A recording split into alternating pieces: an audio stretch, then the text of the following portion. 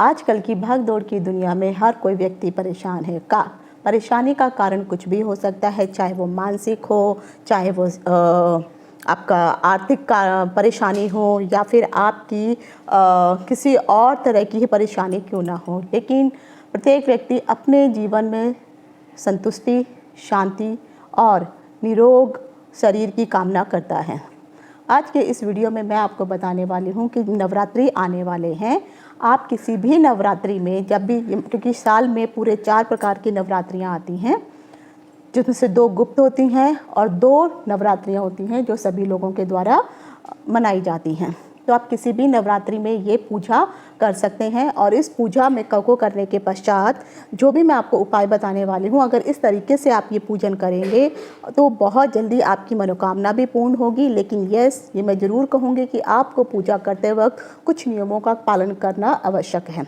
शास्त्रों में वैसे तो बहुत सारे नियम बताए गए हैं, लेकिन हम पारिवारिक जीवन में रहते हुए उतने सारे नियमों का पालन नहीं कर सकते हैं। तो मैं कुछ ऐसे उपाय आपको 2 बताने वाली हूँ। इन 2 उपायों को आप करिए और देखिए आपके जो भी अगला नवरात्रा आएगा, क्योंकि मैंने कहा है शायद साल में 4 नवरात्रे आते हैं, तो ये जो नवरात्रि है, इस नवरात्रि के पश्चात ये जो हमारी नव वर्ष की नवरात्रि आएगी, उस समय के 4-5 महीनों के अंदर ही आपकी ये मनोकामनाएं अवश्य पूर्ण हो जाएंगी। क्योंकि हम लोग बहुत सारी गलतियां कर देते हैं और छोटी छोटी गलतियों से ही हम जाने अनजाने में पाप के भागीदार भी बन जाते हैं। आज की और दूसरी चीज़ मैं आपको बताने वाली हूँ कि माता को दिनों के अनुसार आपको भोग भी अवश्य लगाना चाहिए। क्योंकि अगर आप माता से कोई मनोकामना करते हैं, किसी चीज़ की प्राप्ति चाहते हैं, तो हर दिन माता को भोग भी लगाना पड़ेगा, तभी जाके उस मनोकामना की पूर्ति होगी। जो चीज़ आपने मांगी है वो माता तक पहुँचेगी और आप को माता उसकी प्राप्ति भी अवश्य करवाएगी। तो आखिर वो कौन से उपाय हैं? प्रतिदिन 9 दिनों तक आपको माता को क्या क्या अर्पित करना है, उन सभी चीज़ों की जानकारी लेकर के मैं डिम्पल शांडिल्या ज्योतिष तथा ज्ञान सागर के माध्यम से अपने सभी नए और पुराने दर्शकों का हार्दिक अभिनंदन करती हूँ। नमस्कार। तेरे जाप के बिना चले ये सांस किस तरह, मेरा कर्म तू ही जाने क्या बुरा है क्या भला, तेरे रास्ते पे मैं तो आंख मूंद के चला। तेरे नाम की जोत ने सारा हर लिया तमस मेरा। नमो नमो शंकरा भोलेनाथ शंकरा, जय त्रिलोकनाथ शंभो हे शिवाय। ज्योतिष में श्रद्धा, आस्था और विश्वास रखने वाले सभी दर्शकों का मेरे इस YouTube चैनल ज्योतिष तथा ज्ञान सागर में आप सबका हार्दिक स्वागत करती हूँ। और सभी ज्योतिष तथा ज्ञान सागर के दर्शकों को नवरात्रि की हार्दिक शुभकामनाएं। हालांकि मैंने जिज्ञासा ज्ञान की प्यास में नवरात्रि से संबंधित 1-2 वीडियो बनाए हुए हैं, उनका लिंक मैं डिस्क्रिप्शन बॉक्स में दे दूंगी। वो वीडियो भी नवरात्रि के उद्देश्य से बहुत अधिक महत्वपूर्ण है, उसमें अलग प्रकार की जानकारियां हैं, तो आप वो वीडियो ज़रूर देखिए। सबसे पहले आता है कि नवरात्रि के समय लोग तंत्र मंत्र से जो है कई प्रकार के उपाय करना चाहते हैं, ताकि उनके आने वाले भावी भविष्य में जो भी परेशानियां संकट चल रहे हैं वो समाप्त हो जाए। तो उन चीज़ों को कम करने के लिए, संकटों को कम करने के लिए, संकटों की समाप्ति के लिए, स्वास्थ्य शरीर के लिए, घर में सुख समृद्धि धन संपदा की प्राप्ति के लिए, अपने बच्चों को निरोग काया, निरोग शरीर, इन सब की प्राप्ति के लिए आप कुछ ना कुछ उपाय करते हैं। लेकिन इस नवरात्रि जब भी आप, सबसे पहले ये तो आपको पता होना चाहिए कि 2023 में नवरात्रि की शुरुआत जो है 15 अक्टूबर से 2023 में पहले नवरात्रि की शुरुआत होगी। उस दिन घट स्थापना की जाएगी। उसके मुहूर्त मैं अगले वीडियो में बता दूंगी या मैं डिस्क्रिप्शन बॉक्स में आपको लिख के दे दूंगी। और 25 तारीख को जो है दशहरा दशमी मनाई जाएगी।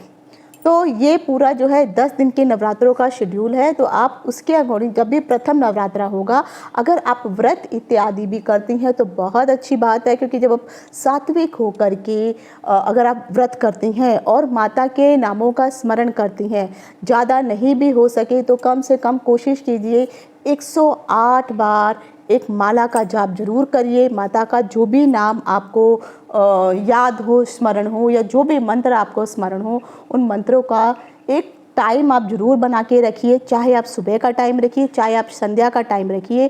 प्रतिदिन 9 दिनों तक आपको उस मंत्र की जो है साधना करनी है, मंत्रों का जाप करना है।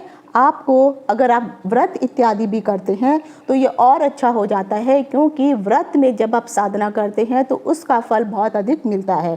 लेकिन कुछ नियमों को ये भी बताया गया है, आपको सात्विक भोजन, अगर एक टाइम का अगर आप भोजन कर रहे हैं तो सात्विक भोजन होना चाहिए। मन में गलत विचार नहीं होने चाहिए, किसी के प्रति द्वेष, ईर्ष्या, ये भावना नहीं होनी चाहिए। जितना कम से कम हो सके आप नवरात्रों में कम से कम बात करना की कोशिश कीजिए। हमेशा मन में माता के नाम का स्मरण कीजिए।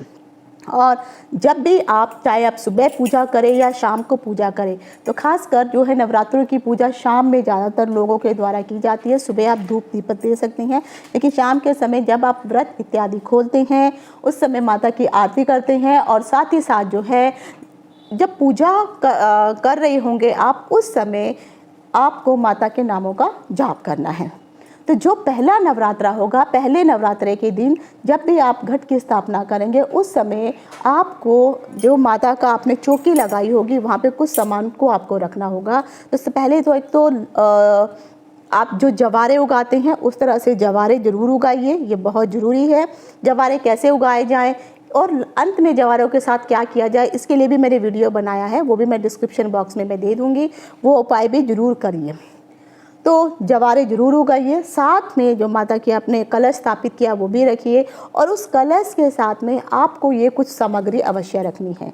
एक तो लाल रंग का आपको जो है 1.25 मीटर का एक कपड़ा आपके पास होना चाहिए, उसको आप फोल्ड करके आप उस कपड़े को वहाँ पर रखेंगे, और ये प्रयोग जो है आप सभी लोग कर सकते हैं। तो जो लाल रंग का कपड़ा होगा, उस कपड़े में हल्दी की आपको 5 गांठें, जो सूखी हल्दी मार्केट में मिल जाएगी, आपको खंडित जो हल्दी होगी वो नहीं लेनी है, अखंडित लेनी है, कोई से टूटी हुई हल्दी ना हो।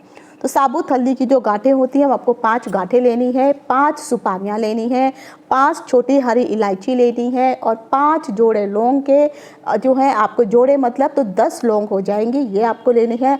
श्रद्धा के अनुसार उसमें कुछ दक्षिणा भी आपने रखनी है, और 1 मुट्ठी पीले चावल, यानी आप हल्दी में चावल को चावल में थोड़ा सा आप पानी मिलाइए और उसमें हल्दी मिला लीजिए या अष्टगंध मिला लीजिए और उसको मिक्स कर लीजिए, और वो 1 मुट्ठी अक्षत जो बिना टूटे हुए चावल हो, उनको जो है आप वहाँ पर उस लाल कपड़े के ऊपर आप इन सभी सामानों को रख देंगे। जब आप ये सारा सामान वहाँ पर रख देंगे तो उसको, सामग्री को, जो 1.25 मीटर का जो कपड़ा था उसमें आप उस सामग्री को गांठ बांध देंगे, और गांठ बांधने के बाद वो माँ भगवती का आपको जो है ध्यान करना है।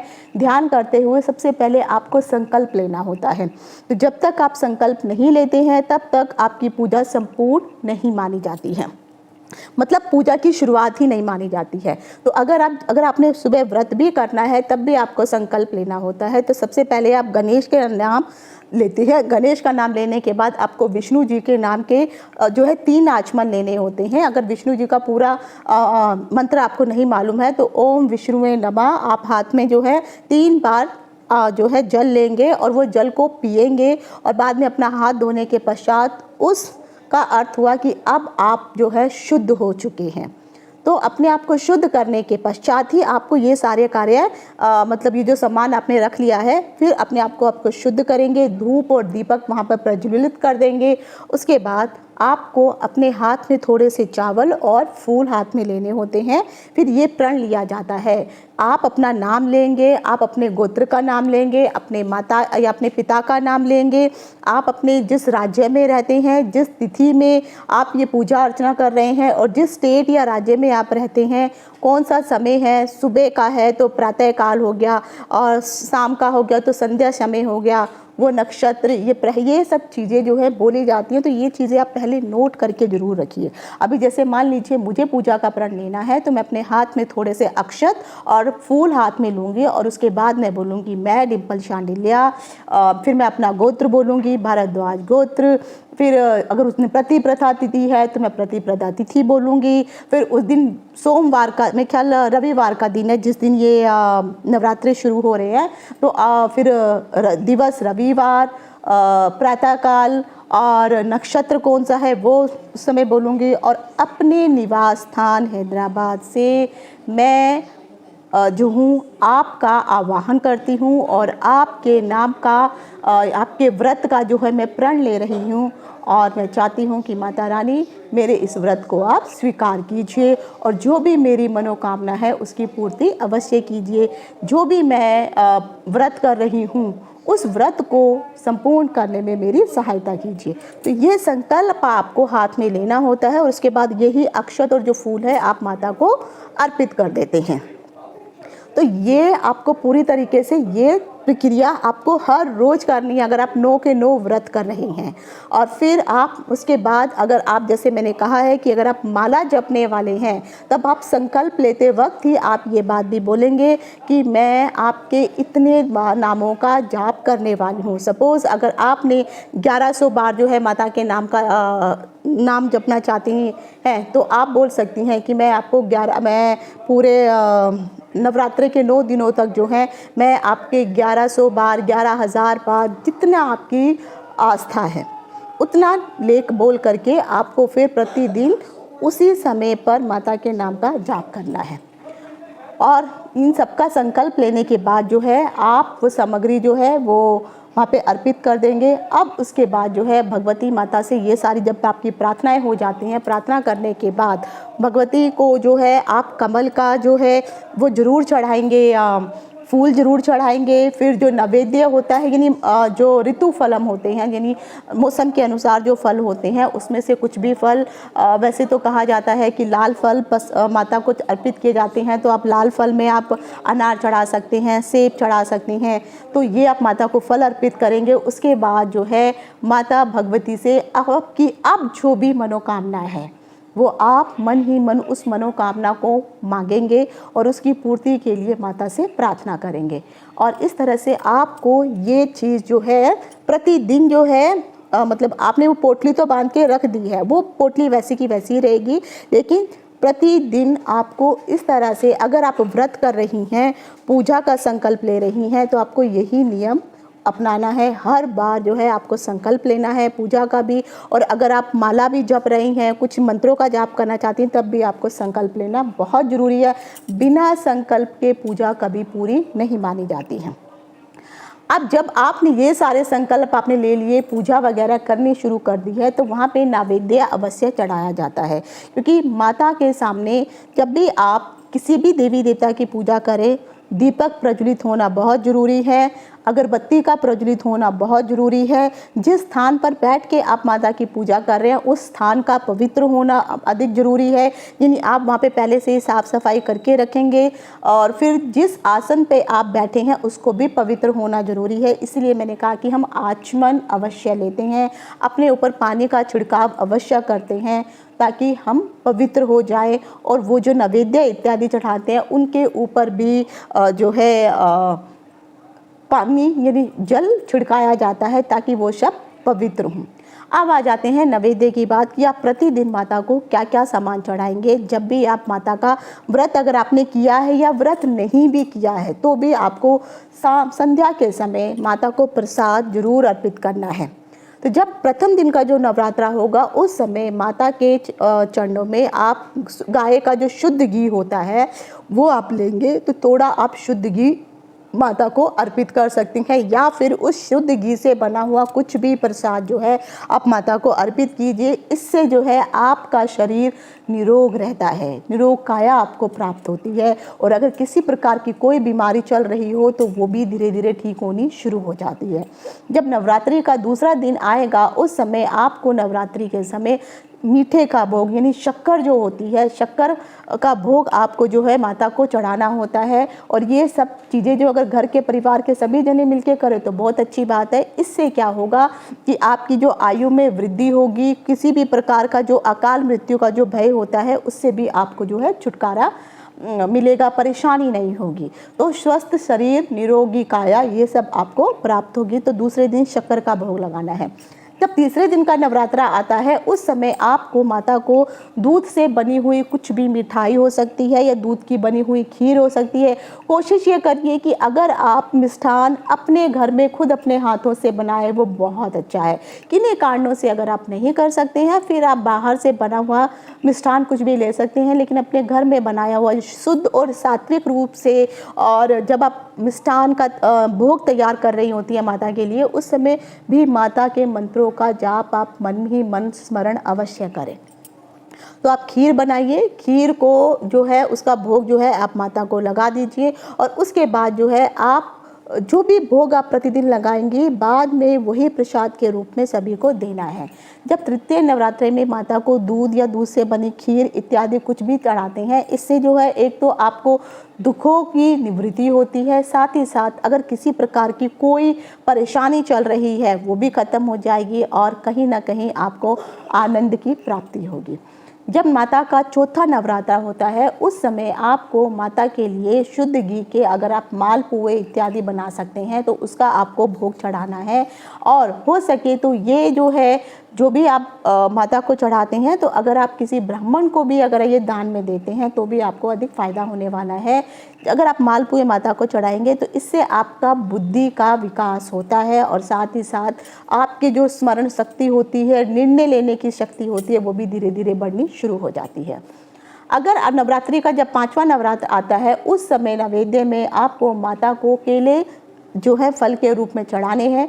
केला जो है शरीर के लिए स्वास्थ्यवर्धक माना जाता है और अगर थर्सडे का दिन है तो अगर आप केले चढ़ाएंगे तो और अच्छा आपको फल प्राप्त होने वाला है। जो छठा नवरात्रा होता है उस दिन माता के लिए आपको जो है शहद चढ़ाना है। तो शहद से जो है आपके शरीर में अगर किसी प्रकार की कोई परेशानी चल रही हो, जैसे शरीर में काया से संबंधित कुछ परेशानी हो रही हो, आकर्षण खत्म हो गया है, तो जब आप शहद माता को अर्पित करेंगे तो इससे जो है आपके शरीर की शक्ति भी बढ़ेगी और साथ ही साथ आपके आकर्षण की शक्ति भी बढ़ेगी। 7वें नवरात्रे में आपको माता को जो है गुड़ से बना हुआ कुछ भी प्रसाद आप चढ़ा सकते हैं। गुड़ से बड़े हुए लड्डू हो गए, गुड़ की बनी हुई कुछ भी सामग्री हो गई, हलवा हो गया, ये चीज़ आप माता को चढ़ाने हैं। और बाद में हो सके तो जो जो चीज़ें आप माता को चढ़ाने हैं तो इनको मंदिर में जाके अगर आप किसी ब्राह्मण को भी दान देते हैं तो उससे और दुगना फल मिलता है। अगर आप गुड़ से बनी हुई कोई चीज़ चढ़ाते हैं तो इससे आपके मन में किसी भी प्रकार का अगर कोई मानसिक संताप है, कोई शौक है, कोई टेंशन है, वो धीरे धीरे उसमें भी जो है कमी आएगी। और अचानक होने वाली कुछ भी ऐसी घटनाएं हैं जिसके बारे में आपने सोचा भी नहीं था, अचानक से कोई संकट आ जाता है तो उनसे भी आपको मुक्ति मिलेगी।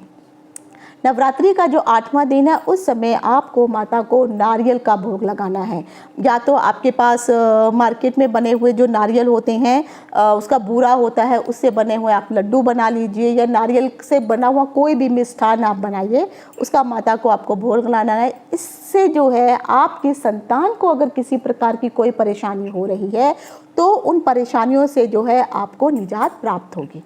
अब आ जाता है नवरात्रि का 9वां दिन। जो नवरात्रि का 9वां दिन होता है उस दिन आपको तिल से बना हुआ कुछ भी मिष्ठान माता को अर्पित करना है। चाहे तिल के लड्डू बना लीजिए, तिल की पट्टी वगैरह बना लीजिए, तिल से बना हुआ कुछ भी सामान आप माता को अर्पित करेंगे और उसके बाद वो सारा सामान अपने भोग लगाने के बाद परिवारजनों को प्रसाद के रूप में बांटेंगे। मंदिर में भी आप दान कर सकते हैं, ब्राह्मण को भी दे सकते हैं और इससे आपके मृत्यु का जो भय होता है वो भी खत्म होगा और आपके साथ अगर कोई अनहोनी घटनाएं होने वाली होंगी वो भी कहीं ना कहीं माता के प्रताप से रुक जाएंगी। तो जब जब भी आप इस प्रकार की पूजा करेंगे और जब जब आप फास्ट करेंगे तो कोशिश कीजिए आपने जो भी प्रण लिया है उस प्रण को अवश्य पूरा कीजिए।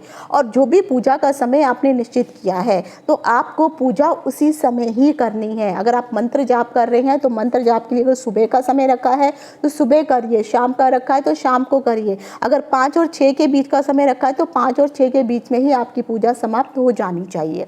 तो ये विधि आपको जरूर अपनानी है। उसके बाद आ जाता है 10वीं का दिन। 10वीं का दिन जो होता है वो लास्ट दिन होता है। तो उस समय अगर आपने जो भी जवारे उगाए हुए हैं वो सारे जवारों को काटा जाता है। उसको किस प्रकार से काटना है, क्या समय होता है, वो मैंने वीडियो में दे रखा है। उसका अलग वीडियो का डिस्क्रिप्शन बॉक्स में मैं लिंक दे दूँगी, वहाँ से देखिए।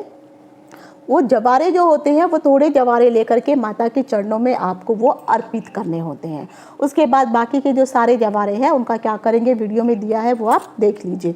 तो वो भी आपको माता को ही अर्पित करने होंगे। और 10वें दिन जो भी आपको माता के लिए भोग लगाना है, वो किसी भी प्रकार का जो भी आप मन से आपकी जो भी इच्छा हो वो आप माता को भोग के रूप में आप उसको चढ़ा सकते हैं। कि उनका जो मेन भोग है वो जवारे जो आपने कट करके रखे हैं वो तो प्रसाद है ही है।